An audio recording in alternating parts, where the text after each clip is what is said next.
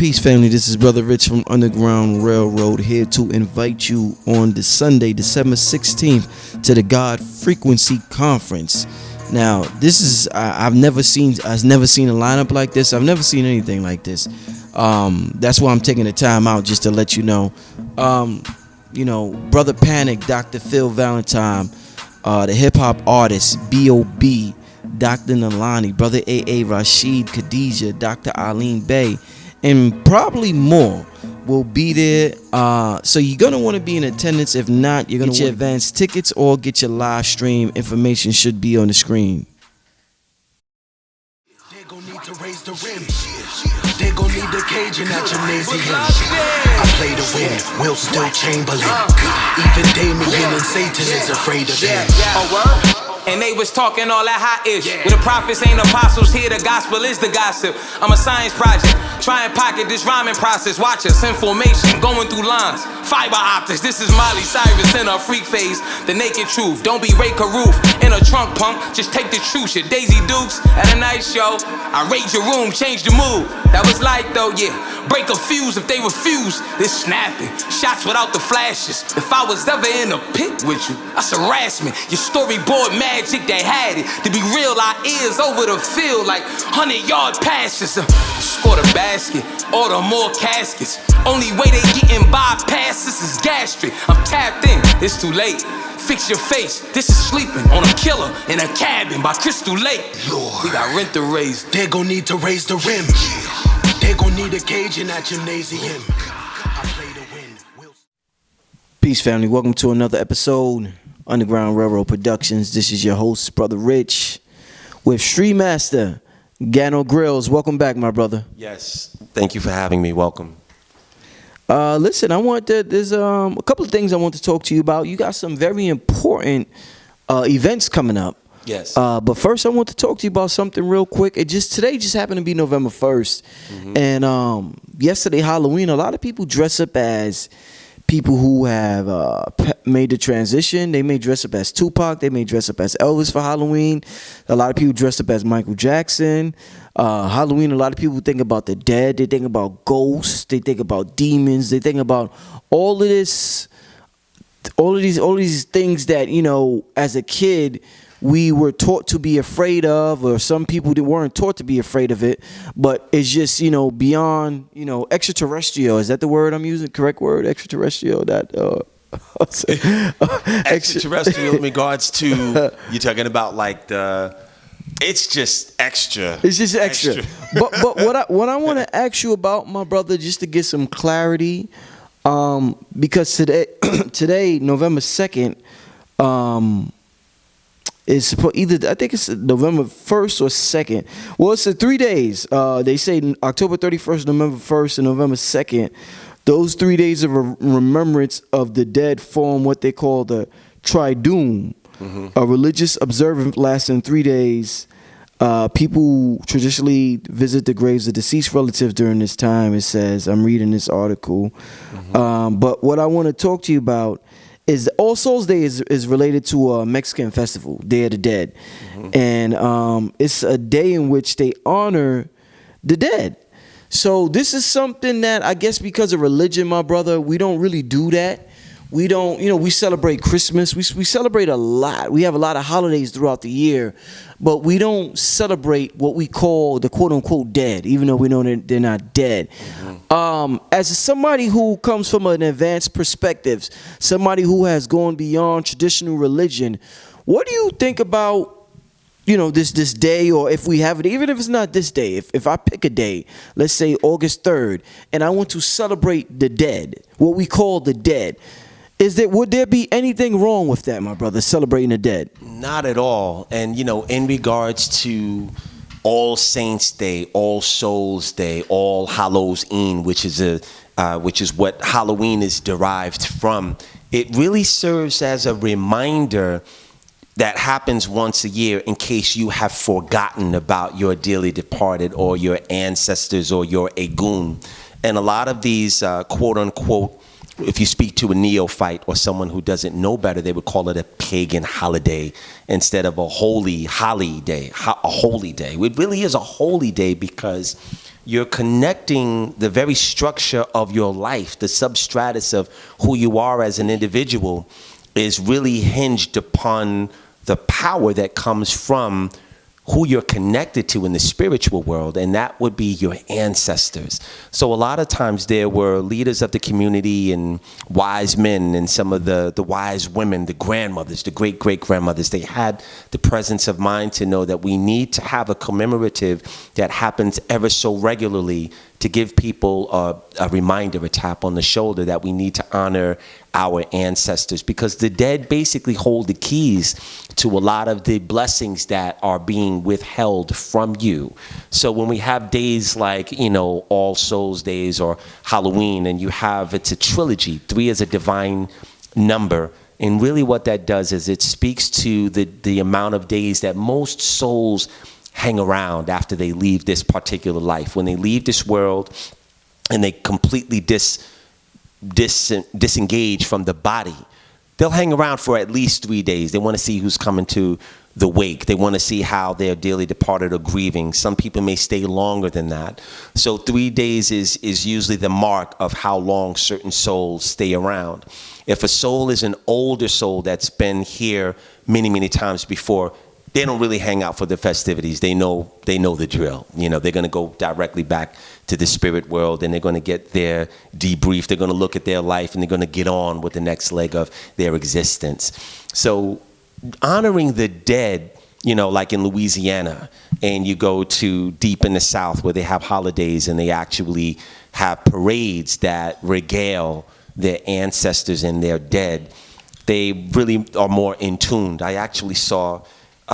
there was and I don't know his name, and whoever may be listening may know, there was a gangbanger, a Latino gangbanger that I heard who is now a chef and has, at the time, had 2 restaurants out in California. And he said that he saw Chef Emerald one day when he was young, and he said, that's what I want to do. So he started, messing around in the kitchen and reading cookbooks, and he took himself to culinary school. And he said that I was the type of dude that you would not want to run into in the dark alleyway because I'd get you. But when the spirit had infected him, really it was the ancestors that imbued him with the ability to be able to carry out some of the old recipes that they had. And when he said that, when he put his hands into the rice, he felt the ancestors coming through his hands. And the people that come to his restaurant are always sent by his ancestors. There's a restaurant that we go to in Long Beach, LA, called Doolin's. And that place always is packed, always a line outside of the restaurant. And when you go inside, Mr. Doolin, I think, passed away about a year ago. But when he was alive, he always had, all pictures of his ancestors in black and white. Some of them were in color, 8x10 going all across the place. And I saw that his ancestors were also the people that trafficked all of his customers coming in. So there's a huge benefit, a spiritual component to when we do honor the dead. And it's not something that is pagan or disconnected from the natural scheme of the order of the universe and how well your life can be as a result of what you do to honor them. You said the dead hold the keys to our blessings. Why would the dead, just because you're not in a body no more, why would they hold the keys to our blessings? Yeah, that's a good question. And one of the things that it's very, very simple. They're much closer to the spirit than we will ever be. We are the ones that are really dead. We're in the physical body. Okay. We don't see, right? We don't see what is real because we don't have full reign of our third eye. When you don't have a physical body, you're a lot more freer. Your emotions are freer. The way that you think is freer. You can see really into the eternal. You can see into the beyond. You see behind the veil. And the ancestors who you are related to by blood have the ability to look at your tomorrows because they're not bound by the separation of a veil that doesn't allow you to look beyond the very dimensionality that you live in, that being the third dimension. So the ancestors a lot of time also are given the keys to be able to come into your dreams and communicate with you in your dreams about things that are going to be coming up in your not so distant future and give you all of the data of how you need to comport yourself or compose and get ready for certain opportunities that you don't want to miss. Your ancestors actually are responsible for aiding you in how you walk the rest of your life here as you're alive. And the connectivity and the education of how empirical and how important that is has purposely been omitted out of the Babel or the Bible and certain other things, because they say the dead don't speak, don't speak about the dead, and when you're dead, you're done. This is erroneous. And if you look at advanced societies that have left this world, and even advanced societies in Senegal and Africa and India and China, they all regale their ancestors on a regular basis because they know the power that comes from that actual connection. What about if your ancestors down here, they may not have done good things down here? May have been a drug dealer, but you love the shit out of him. You say your brother, your father was a drug dealer or whatever, but and you feel as though that wasn't something good for him to do in this realm, but that's your blood. Some people may feel like morally they shouldn't pray to that person, so they don't have that connection with them because they feel as though that person isn't capable of helping them. So could you talk to me about maybe praying to an ancestor that may not have been done the best morally down here that they could have done? That's really not for us to judge and to take issue with, because we don't know the perpetuation as to why they were the way that they were. We don't know why they might have been, why they might have molested. They themselves might have been carrying out something that was an agreement from their past. We don't have the wisdom to scrutinize and cast judgment over ancestors that we don't really fully know what caused them to do the things that they do. It really doesn't have any bearing on how much power we can get from them. The person, the soul that was once in the body that committed some of these atrocities and heinous actions will have to pay for that either way. So it's not really our job to say, well, Uncle Bobby was, he molested my mother, and I know that, I'm not going to have him on my altar. They're paying their penance for that. When you get outside of the body, one of the very first things that happen is that your spirit guides are waiting for you. And they're anxiously waiting to show you the videotape, if you will, of every moment in real time of everybody that you've affected, good, bad, or ugly. And you will feel the full cost of that, because you don't have a body as a break front. You don't have the body that will allow you to lie and beguile and cause great excuses as to why you did what you did. So this is the reason why a lot of times people will bring themselves back into a life that will allow them to live out the horror of what they perpetuated. So on our end, as the descendants of the dearly departed, we can still put Uncle Bobby up there. We could still put any of our derelict people up there, because they're going to pay the cost for that regardless. Not only that, but they still have power and blessings to give to us from where they are. And ultimately, collectively, we want to cleanse the morality. We want to cleanse the palate, and we want to have their hearts eventually weighed, even astrally, and have a favorable result. We can help with that intention when we support our ancestors, whoever they may have been, on this side. So that's not something that we even need to be concerned about.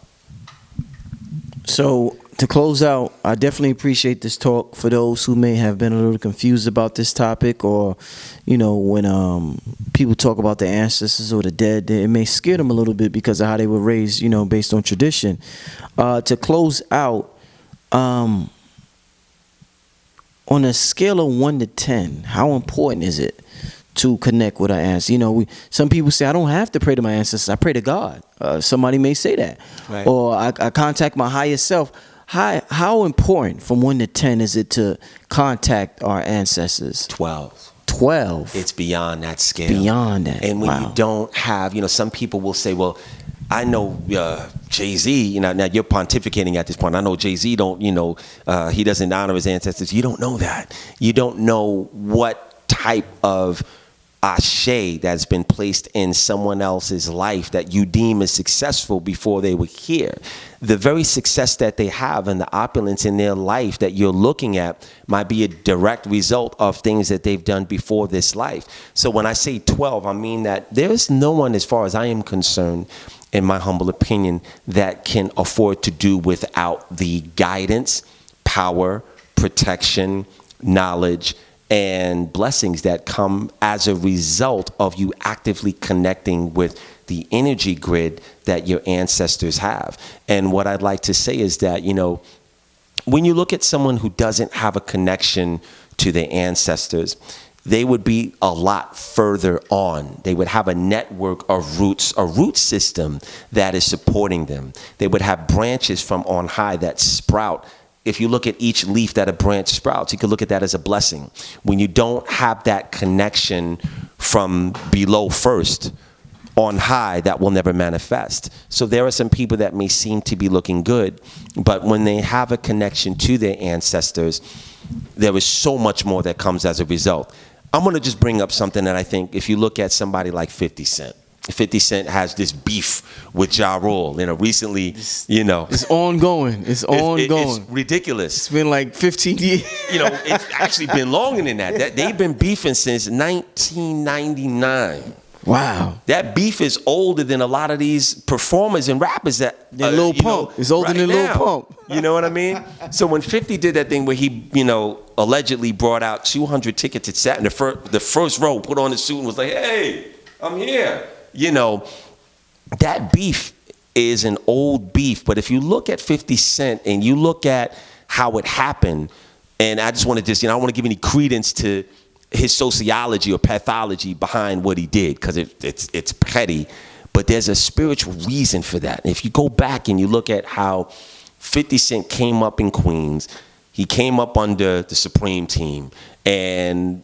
he felt like he wanted to embody, and you know, he was raised up underneath that. So when they kind of passed him up and went on Ja Rule's side, there's room for everybody to grow, and they kind of threw 50 Cent out, and they were allegedly, when he got 9 shots and survived that, you have to look at the power of how he was able to, you know, he had a great connection with his grandmother. Like, you know, you look at Jamie Foxx and so many people that have a connection with their grandmother. The living grandmother is the doorway that leads to the unknown chasm of your ancestors. So, right, 50 was able to survive 9 shots to the body. His label dropped him. He signed with Dr. Eminem, signed him, who was underneath Dr. Dre and Jimmy Iovine and Interscope, which is a major musical conglomerate. The odds of that happening are in the trillions, because everybody should have turned their back on 50 Cent once he got shot. And then the people, the success that he thought he would have had if the Supreme Team would have embraced him, turned out to be that, you know, I mean, unfortunately, Ja Rule's career, great writer, great artist, great lyricist, you know, they did their thing. They have their fingerprint in the history of hip hop. But when you look at it now and you compare the two, and you compare everything that 50's doing and how his career on different levels continues to flourish. I mean, you know, he's behind Nas. I mean, Nas, Jay-Z, like, these rap moguls are going to become billionaires before it's all said and done. And I would bet you that they all have a couple of spiritual advisors like me underneath or on deck or on call to advise them accordingly. So again, back to 50 Cent, when you look at this beef that he's just not letting go, that's a past life beef. They've killed each other back and forth. They've been in each other's life. And 50, when you look at him, and anybody that has spiritual vision, and you look at the drive of how he's able to continuously troll this man and this whole Murder Inc. thing, that's an ancient beef. Like, no, you killed me. I'm not letting that go. You know, and I'll be back in the next 2 or 3 lifetimes to haunt you. That's what that is. So when you have ancestors that, now, unfortunately, if Ja Rule and that whole conglomerate had some kind of spiritual connection to their ancestors, Ja Rule's ancestors could possibly go to 50 Cent's ancestors and have some kind of powwow. And you know what? Let's make peace. Let's make this go away. And it would. But obviously, that's not happening. So there's always a much bigger reason as to what we're seeing that's the cause for, you know, the minimality of what's playing out than what we actually know that's happening from behind the curtain. And a lot of times the ancestors have so much to do with your success and your failures. I know personally because there was a time where I didn't have anything. And the only thing I had, you know, I couldn't afford a bookshelf to turn it into an altar. You know what I had? I had a plastic milk crate. And I put a white towel over it, and I gave it all that I had. You know, I went downstairs, I got the 40 ounces and, you know, a bushel of bananas, and I prayed to it, and I was very dutiful to it. And as a result, slowly, everything went like this. And that's what I like to teach people about. You know, that people should not be struggling with finances, spiritual confusion, bad health, being displaced, not having a place of your own, and spiritual purpose and direction. All of these things are outfalls of you not being plugged into the source of your own biology. The biology that you were walking around with belongs to your ancestors. They had it before you. Their ancestors had it before them. So for you to consciously turn away from that and give the power to Christianity, there's a transaction that happens. I saw a video on Facebook where it's really deep. Some guy had choked and his eyes are open and he was gone. And his sister was doing chest compressions, and she, I believe 911 was coaching her on how to do it. She's doing these compressions, and the guy was out for about 5 minutes. She just kept on. And then the guy, his eyes were already open. He was gone. His soul came back into the body, and he said, oh my God. And the first thing they came out and says, thank Jesus. Thank you, Jesus. Jesus. And I said, wow. Thank you. They gave their power away to a thought form. There's a transaction that, let's just say, people are not aware of. When the very first thing you do is say Jesus, and you're giving your power over to that thought form, the transaction that's happening is you're putting your power into that advanced thought form, and what you're getting back is something that is inert.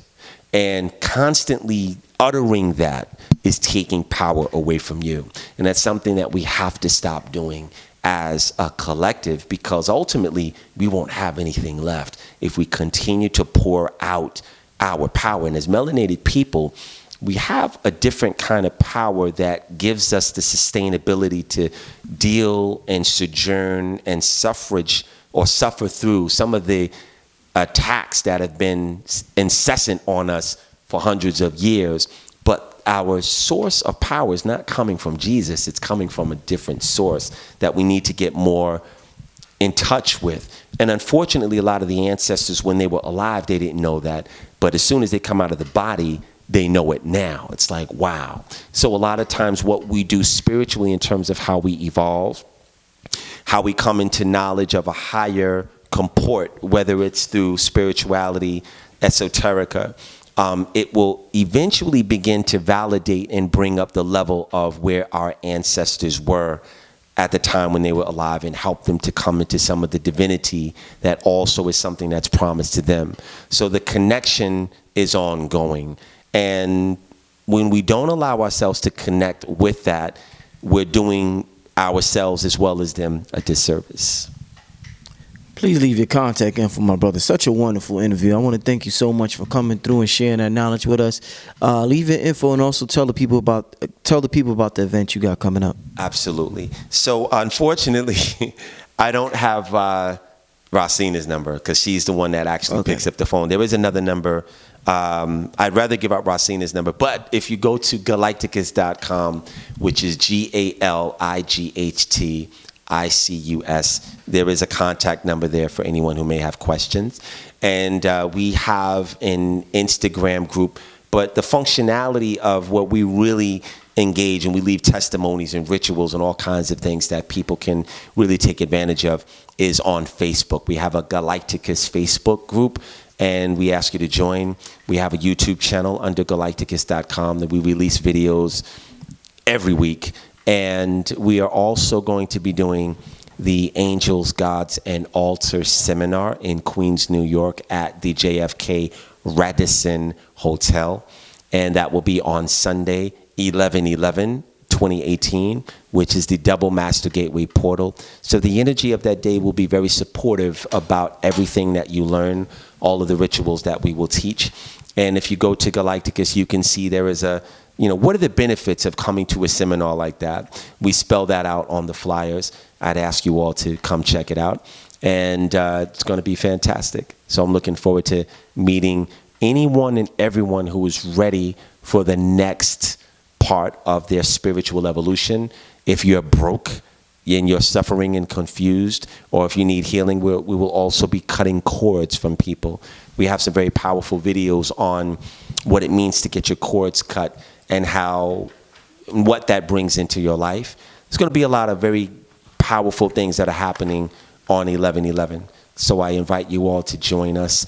And we're going to be local. This is the first time we've been local in quite a while. We're right here in Queens, New York. So I welcome everyone to come through. Thank you, my brother. This is Brother Rich family. Thanks for tuning in. I'm signing out. Peace. Peace. Peace, family. This is Brother Rich from Underground Railroad, here to invite you on the Sunday, December 16th, to the God Frequency Conference. Now, this is I've never seen a lineup like this. I've never seen anything like this. That's why I'm taking the time out just to let you know. Brother Panic, Dr. Phil Valentine, the hip hop artist B.O.B., Dr. Nalani, Brother A.A. Rashid, Khadijah, Dr. Eileen Bay, and probably more will be there. So you're going to want to be in attendance. If not, you're going to get your advance tickets or get your live stream. Information should be on the screen.